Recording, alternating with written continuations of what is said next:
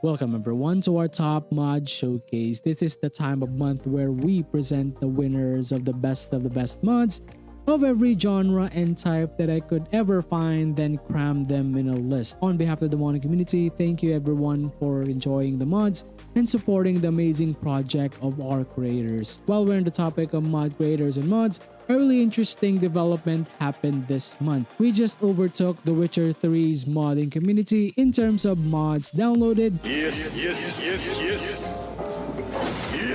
And now fast approaching Fallout 3's numbers. We are now sitting around 151.3 million downloads. Thinking about it is just crazy, knowing that Baldur's Gate 3 is among the newer games in this list and it's already this large. This is all because of us, the community, so keep rocking those mods. Just a quick segue for our channel. We are now very close to our 3,000 subscriber goal, so if you want to help us out reach this milestone, please consider supporting the channel and subscribe. Now with all that out of the way, these are Baldur's Gate 3's top 10 mods for the month of May 2024. Enjoy.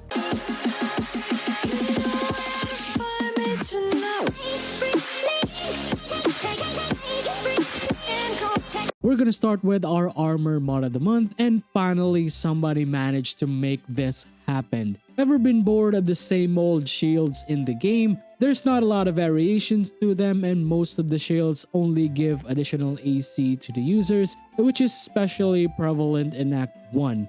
You are forced to use these ugly looking goblin shields with no passive effects or whatsoever. Well, now we have the extra shield mod. This mod adds 12 new custom shields that will not only provide you with high quality aesthetic, like the details on the shields are really well made. I really like the celestial shields of the gold and silver version. They also have their very own unique passives and general effects, like having the Rebuke of the Mighty that deals force damage to your foes while having the chance to prone them as well. They basically work like the shield bashing skill that you find on other shields on the later acts, or maybe the Vonica shield that you find on Act 3. These shields are purchasable in various NPCs throughout all acts for that added immersion. You don't need to force yourself for using those ugly shields anymore. Number 9 spot will be our first utility mod of the month, which is the Hugs mod. Have you ever felt being overwhelmed by getting yourself squidified in an Nautiloid? And yes, that is a term I made. While also encountering a lot of life and death situations throughout your journey, well, you can't help it, stress just builds up so much, and our hero is not a god yet. So for today, we are gonna be giving Tav a hug. The mod introduces the hug ability, which you can apply to most characters in the game. Hugging is not only limited to your party members, but also NPCs throughout the world, giving you the ability to hug till your heart's content until your worries finally disappear. See, even Withers is joining in the action. The problem with the Hugs mod is the clipping with bigger assets, like if you want to hug that big crossbow wielding demon, most likely you'll be clipping through his waist, or maybe if you want to hug Scratch, he'll then hug your leg instead. With all that being said, it's still a really good mod to have. I still can't get over how Withers can smile that wide. It's just perfect. That smile. That damn smile. But what's better than having the ability to hug? It's the ability to kiss anything that you want. Which leads us to our second utility mod of the month from the same makers of the Hug mod, which is the Kiss mod. You basically have the ability to kiss anyone and anything in the game. You can select from different selection of kisses like the Astarion Ascended, Base Astarion, Gale, Shadowheart, Minthara, and Will. Just use the selected spell to your target and there you go. Ever wanted to kiss those evil cultists trapped in the chair on the Nautiloid? You certainly can.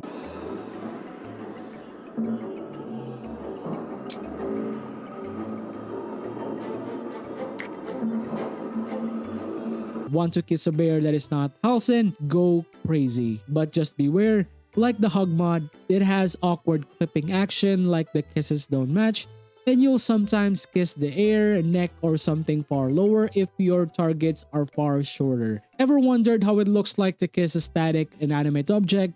Take for example a Nautiloid pod, a vase, a rock. Why imagine when you can just do it? Have fun kissing every single object that you fancy in the game, from Norloid pods, control panels, vases, rocks, walls, anything that you can fancy, go right ahead.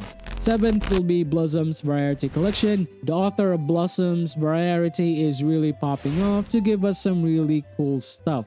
The mod introduces various armors and clothes depending on what aesthetic that you are aiming for. You can choose from 3 themes such as the Enchanted that gives a magical druidic look, Mystical Collection that is somewhat dark and mysterious, to the Nightblood Collection which is dark and gothic.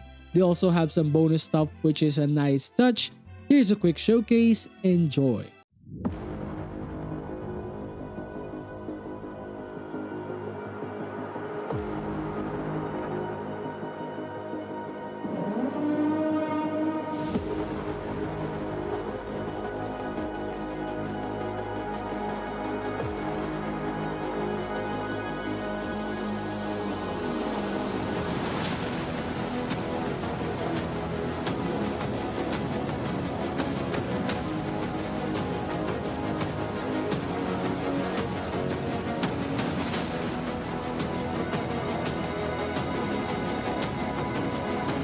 Sixth will be our character mod of the month, which is Kylin's piercing mod. This adds some new piercing and piercing combinations for your character creation arsenal. They have some really cool combinations from different items in the game, like the earring version of the Amulet of Greater Health. The crystal mirror in Shar's Sanctuary is also a cool one, among other stuff. It can be used by male and female TAV, so you can go crazy with selecting your perfect look. The only complaint that I have is that upon testing the mod, it doesn't have any sway physics. I know that we've been spoiled by the ones you see in the piercing physics mod that I covered a few weeks ago. But that doesn't take the fact that the earpieces looks amazing. If you can humor my request, I really hope that we can get those physics up to the piercings that we have right now for that added immersion. While we're talking about character mods, let's give some flavor and uniqueness to our origin character, shall we? Let's introduce the Interesting Origins mod. The mod provides unique passives and effects to our origin characters. These passives are exclusive to our heroes, so it can't be replicated to our TAV, unfortunately. Boo this man! Ranging from simple ones like Lizelle's Githyanki Training, which gives us the passive that is +1 to attack rolls and damage rolls, while we equip a gift weapon, meaning that it's gonna be perfect if we were using the Sword of the Astral Plane or maybe Shadowheart's Chosen Shar ability that grants us dark vision, to something specific like Will's Sworn Blade. When we exclusively use a rapier, his proficiency will also add to the attack. The implications of this is that we can finally use exclusive weapons for our main characters.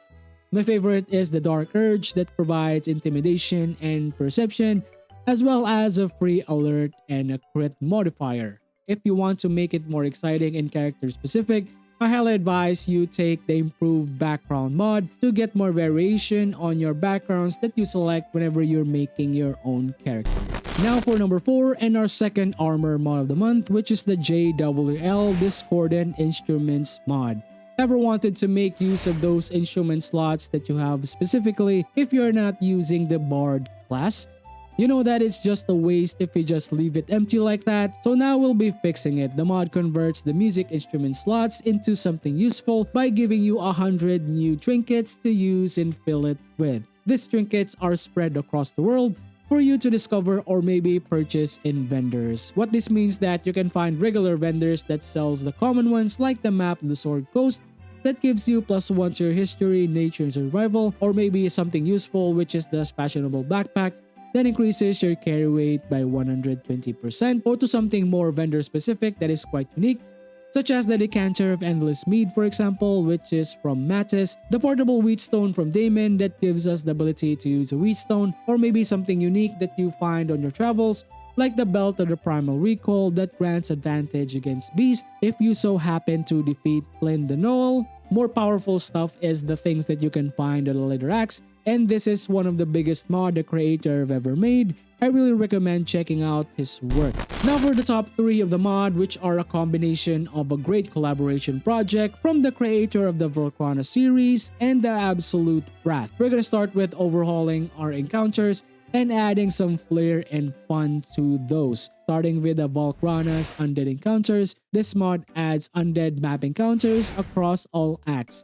It includes new loot, and also creatures that you may discover. All of these undead enemies comes with their own passives and buff, so fighting them will be a real challenge. To create somewhat of a unique encounter, some of these enemies only appear when you meet certain condition in order to spawn them, like they are only located in humanoid areas or a welcome surprise that you find in a dirt mound. For the sake of fairness, other powerful skeletons in the mod are found in the later acts, so you can still enjoy your fights. But if you use our number 2 mod in this list, you can make an even challenging encounter much more entertaining by making it possible to spawn these powerful bosses randomly, which is the Valkrana Skeleton Challenge. The main focus of this mod is to spawn a squad of hostile skeletons to your every encounter. It chooses from a random pool of skeletons complete with their own passives and buff from a range of 50 plus skeleton variants that all have turn immunity, so you can't cheese it with turn undead, bonus cold damage, bonus initiative, and bonus HP that also scales to your character levels, not to mention the 15% chance of a rare buff for your skeleton enemies. Upon testing in actual combat, the skeleton ranges from 1 to 5 for each axe and every encounter. They further increase in levels as you progress throughout your acts, ranging from your level 1 skeletons with each enemy type to level 11 skeletons that are really hard to encounter. Each skeleton motif has their own mechanics that you need to deal with, so I assure you skeletons are not a pushover. Now, how can we make it even more fresh and immersive?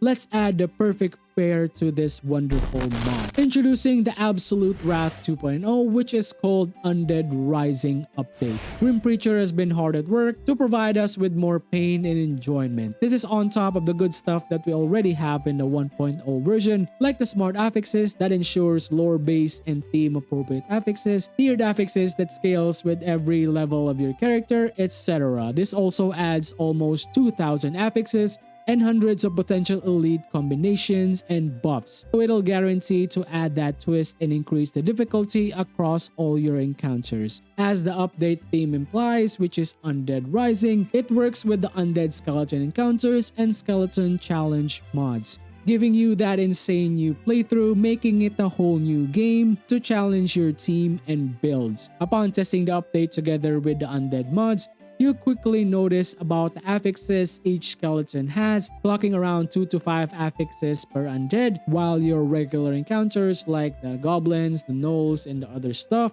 only have 1 to 2 affixes. Not only that, they also have a chance to get legendary resistance and legendary actions, same as the things that you find in actual bosses in the original Honor Mode version. Job well done to this amazing collab, and thank you for this immersive mods. And that's it guys, thank you for watching the top mod showcase.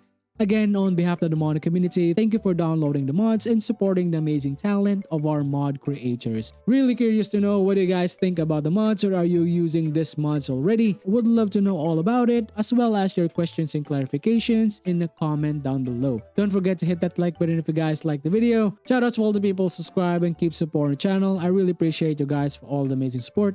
And for all the people who haven't subscribed yet, thank you for watching my videos, and I hope I earn your subscriptions in the future. But if I earn it today, please don't hesitate to hit that subscribe button, really helps me out a lot. If you want to support me directly, join button is below, or maybe Patreon. Do you want to know what are the 20 top mods that you need to get if you want to start modding Baldur's Gate 3? Just click this video right here. Finally, that's it for me. Hope to see you soon on the next Master Box Show. So, bye guys.